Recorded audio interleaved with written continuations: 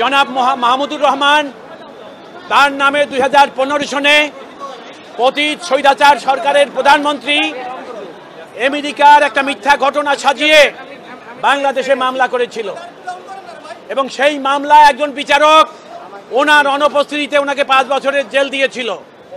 ওনার সঙ্গে জনাব শফিক রহমানও ছিলেন, আরও 2 জন ছিলেন। এবং এই মামলার ঘটনাস্থল আমেরিকায়, সেইটাকে কারসাজি করে বাংলাদেশে ঘটনাস্থল দেখিয়ে সেই মামলা করেছেন এবং জনাব মাহমুদুর রহমান এবং শফিক রহমানকে জেল দিয়েছে 5 বছরের। আর একটা সেকশন আছে 120P, যেটা এইডিং সেকশন, মূল অপরাধের সহযোগী অপরাধ, সেটাও তাকে 2 বছর, অর্থাৎ বিচার ব্যবস্থার কোনো নিয়ম নীতিকে তারা তোয়াক্কা করে নাই। জনাব মাহমুদুর রহমান তাকে একবার হত্যা করার চেষ্টা করেছিল, জোর করে দেশ থেকে বের করে দিয়েছে। সেই মাহমুদুর রহমান স্বৈরাচার সরকার পতনের পর বাংলাদেশে আসছেন। আজকে তিনি স্বেচ্ছায় আদালতে এসেছেন। তিনি জেলে যেতে চেয়েছেন, জামিন চান নাই। আমরা আদালতের কাছে তার জামিনের প্রার্থনা করি নাই, তাকে জেলে পাঠাবার কথা বলেছি। আর যেহেতু তিনি মন্ত্রী ছিলেন, তাকে যেন প্রথম শ্রেণীর মর্যাদা দেওয়া হয়। জনাব মাহমুদুর রহমান জেলে গেছেন, উনি আপিল করবেন, তারপর জেল থেকে বেরিয়ে আসবেন, সেটাই আমাদের প্রত্যাশা দ্রুততম সময়ের মধ্যে। 250-টিরও বেশি ডিজাইন অপশন নিয়ে ওয়ালটন স্মার্ট ফ্রিজ, বোঝে আপনার প্রয়োজন। এই মামলায় সাজা দিয়েছে বিগত কত 17 কত, আচ্ছা, ওনার বিরুদ্ধে যেই মামলায় সাজা হয়েছে সেইটাই তিনি সারেন্ডার করেছেন। এখন তিনি জেলে গেছেন, বাকি মামলা অতি দ্রুত এই মামলা থেকে তিনি বেরিয়ে আসবেন। আপনাদের সবাইকে ধন্যবাদ। মেজবা সাহেব, এই ছবিটায় 4 বিভাগ স্বৈরাচারের সময় কতটা নিচে গেছে যে দেখা যাচ্ছে। সজীব ওয়াজেদ জয়ের পিছনে এই আদালত যিনি রায় দিয়েছেন আসাদুজ্জামান নূর, তার পিছনে হাঁটতেছেন। যদি ভিকটিমের পিছনে, বিচার প্রার্থীর পিছনে আদালত হাঁটে, পৃথিবীতে এরকম ঘটনা আর একটা নাই।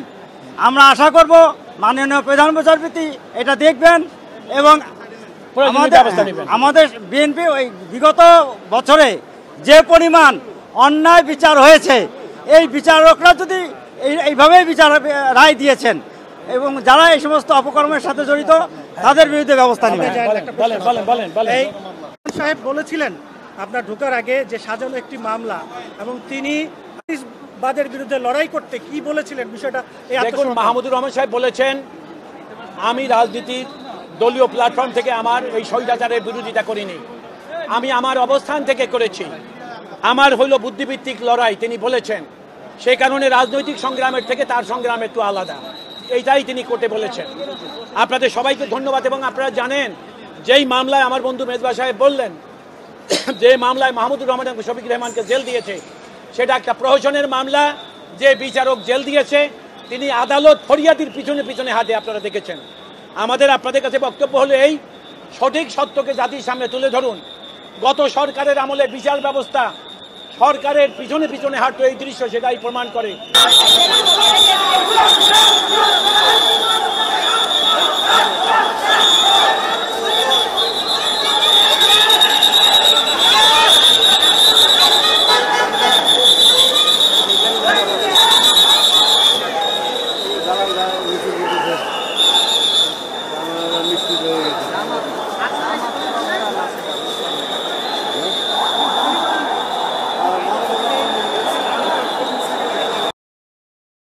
এখন আমার খুব ক্ষুধা লাগছে, আমি খাবো।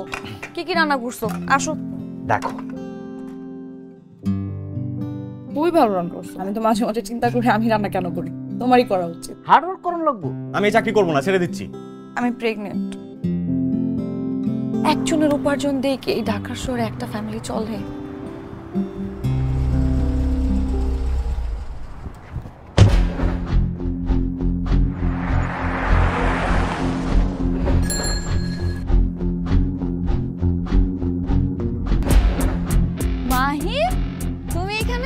পরিচয় করে দিই, উনি আমার বস। আমি ভালো করে চিনি।